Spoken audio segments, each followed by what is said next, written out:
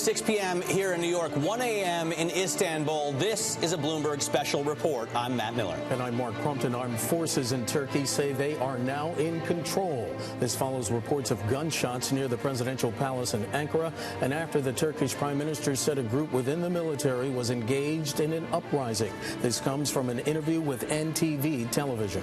There are reports of military jets flying over the Turkish capital of Ankara and Istanbul as well, with military vehicles blockading bridges in both cities and roads. Media reports also said ambulances were seen in front of the Turkish military's headquarters and at a police academy.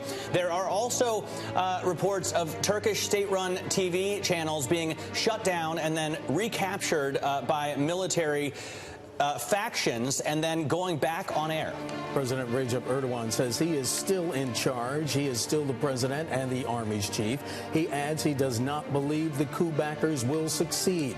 President Erdogan calls it an uprising attempt by a minority in the army and that they will pay, in his words, a heavy price for this. Matt, this is having repercussions. As you mentioned, we are seeing some movements in global markets, but as we were mentioning to some of our guests, Turkey's a member of NATO. Turkey is a U.S. ally. Turkey has, the U.S. has a major military base in Turkey. Indeed, I believe Turkey has the second biggest army in NATO after the U.S. It's a huge force to be reckoned with, for sure. And President Erdogan has been blaming a parallel structure in the Turkish army for this collapse. He is also saying that he's issuing arrest warrants for those attempting the coup, though it doesn't seem that he's been able to get them to stop blockading the bridges and the roads. Let's go to Simin Demirkan right now. She is in Istanbul.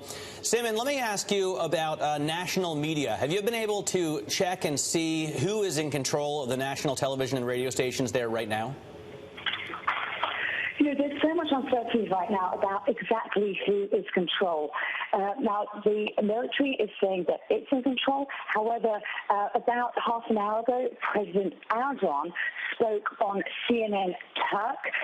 He has been saying he was on FaceTime with them, so we actually got to see him. And he said that we'll put them in their place as soon as possible. Myself and the Prime Minister will be at the squares. He says that this coup attempt appears to be limited to Istanbul and Ankara, and that he is still in charge of the nation. But, of course, the army is saying that it's in control. So there's a lot of uncertainty about exactly what's going on in Turkey right now. Simin, I apologize. It's Mark Crumpton.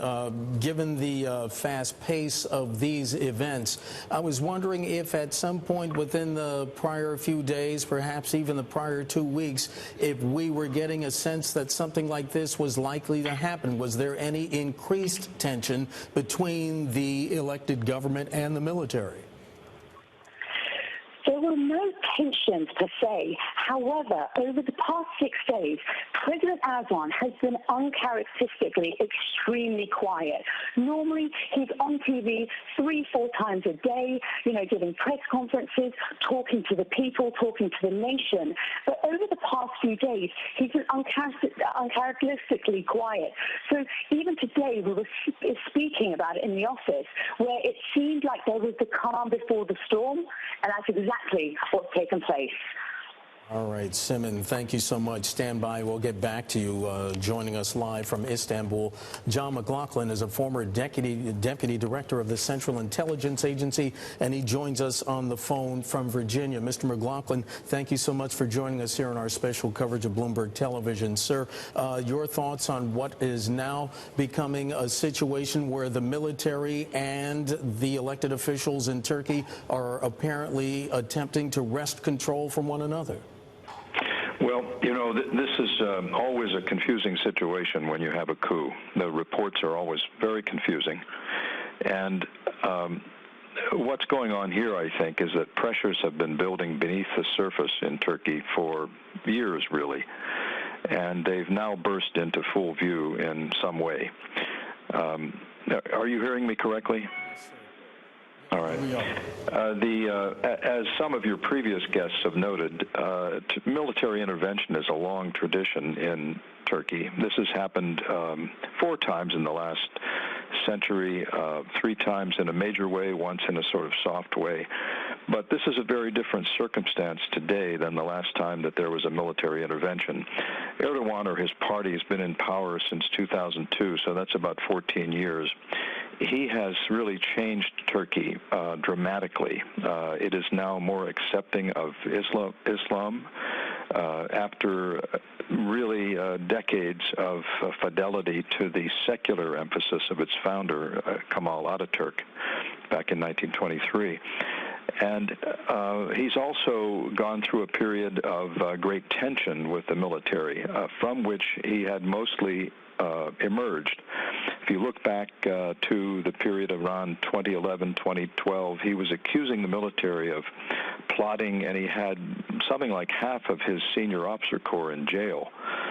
They were released by the court in 2015 in a review of the case, and since then there has been a kind of rapprochement between the senior military and Erdogan, which might link to one of the confusing elements in all of this reporting. I've seen a report that the Army Chief of Staff is in detention somewhere, which might suggest, again, very confusing situation, might suggest that this coup is being managed or mounted by more junior people, in part to protest the rapprochement between the seniors in the military and Erdogan. The military's concerns here, their beefs, would be multiple. First, historically, this has been a very secular country. It is no longer as secular as it was, and that's largely Erdogan's doing. And the military has always regarded that as their sacred duty to protect the secular nature of the country. Second, you have the scuffles, the turmoil underway with the Kurds, now in the context of the Syrian war, and that raises questions in the military's mind about general order in the country. Third, you have the coup attack, the terrorist attacks that have occurred in Ankara and in Istanbul, which again create a sense of disorder. The military has always been dedicated to maintaining order in a secular nation, and that, I think, is what's motivating those who are behind this coup, whatever their numbers. Another thing that's very different here, I'll close off with this, and then if you have any other thoughts you want to raise.